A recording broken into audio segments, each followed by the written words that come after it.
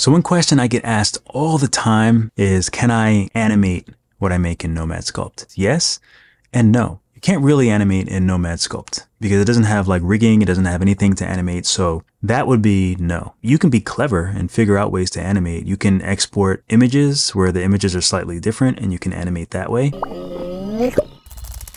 You can use layers and then you can drag the slider left and right and it will actually look like it's animating. I think it's called like shape like that. I don't know what people call it in Blender. There's possible ways to do sort of animating, but no, not in the way that you're thinking, because I'm sure you're thinking like 3D animated film. Another thing, yes, you can export to Blender, and yes, you can animate, but also no, you can't. So you're going to need to retopologize. So you have to look into retopology, and it's not easy. There is quad remesher in Nomad Sculpt for iOS. That's still like not enough. As far as like AI has come and all this stuff, there isn't an easy way to just retopologize the surface of a character that you make in order to animate it. Like it's just not easy. It's always hard when people ask me because I'm like, yes, but I always say you have to do a million steps in between because it's very difficult. There's like a million steps in between.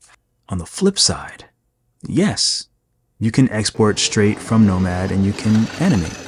I made a whole little short film animation. So is a turntable an animation? You know, I mean, I used 2 keyframes, 0 and then 360, and then I make the thing move and spin in a circle.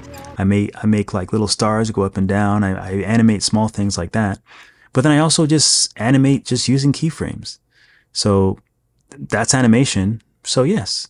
And I didn't retopologize anything. So yes. You can also learn to rig in Blender, which I have no idea how to do. And judging by everything else in Blender, I'm sure it would probably take me 3 or 4 years to figure out how to do it badly. Maybe 10 years in order to do it well, but I don't know. Animating is different than like just creating 3D art. For people not really in the art world, everything that we do is animation. I'm sure you've gone through that. It's like people even tell other people that you're an animator and then they're like, oh, can you animate my logo? Can you make an animation of like my kid or something like that? Animation is very difficult. It's extremely time consuming. I did my animation on an M1 Pro and it is not recommended.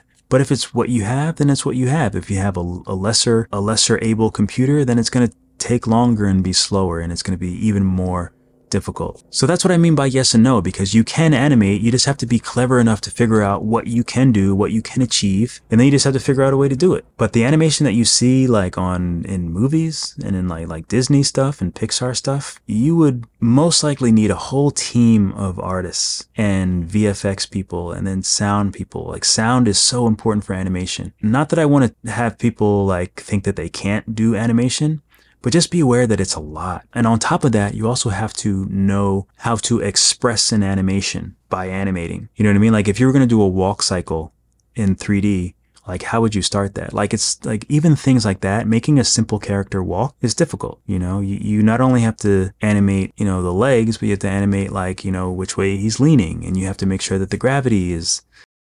I had to be able to sculpt really cool things, and then I got into it. Everything else kind of teaches you to start with like a square and make things like with pixels and with super low poly. That just didn't really work for the way that my brain worked. It's like I just wanted to like kind of draw in 3D. So that's the beauty of Nomad Sculpt is it's almost like you're drawing in 3D. So that clicked for me, that worked for me. Obviously, that doesn't really work for animation or for games, and there's lots of people that want to do things for animation and games. For example, Valence is more of a 3D modeling. Modeling is more like low poly modeling. That's where like you have a square and you like drag out the surface of the square and then you make like another line and then you split it and things like that. Nomad Sculpt is like, oh, I'm going to make this cool thing out of clay. So like that's the difference. The low poly stuff is easier for animating because it's super low poly. So there's also a look and a style, and there's lots of different levels to it. And I think for me, since I see so many comments about it, I know that people just think that like, oh, like I just make this really amazing character in Nomad Sculpt. Can you just send it over to Blender and animate it? It's like if you do a really cool drawing or really cool image in Procreate, and then someone says, oh, can you animate it? It's sort of like that. It's sort of like painting a portrait painting a portrait, and then someone says like, oh, can you animate that? It's like, yes. I mean, technically you could get a bunch of canvases and paint the same painting and make it different, and then kind of just take a picture of each one, and then there's your animation. But it would take a long time. And there's probably more clever ways to do whatever you're trying to do.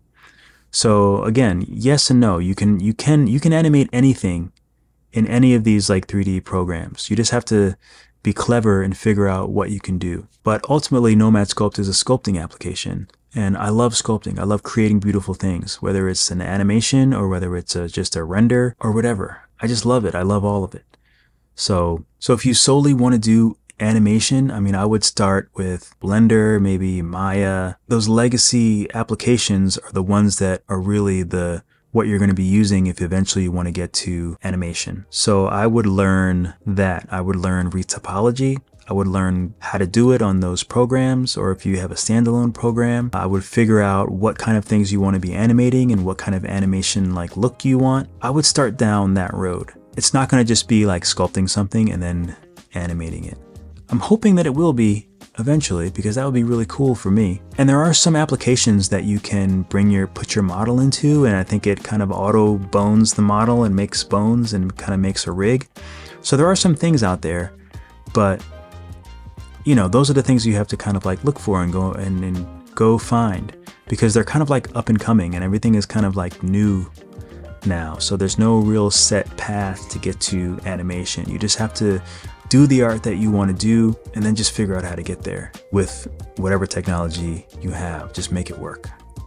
But yeah, that's it. I just wanted to vent and express what I wanted to express and talk about animation and talk about that comment. And I really just wanted to have a video so I can point people to this video, because I probably get that like 10 times a day. I can't explain it in each comment. So now I have a video so I can just send the link.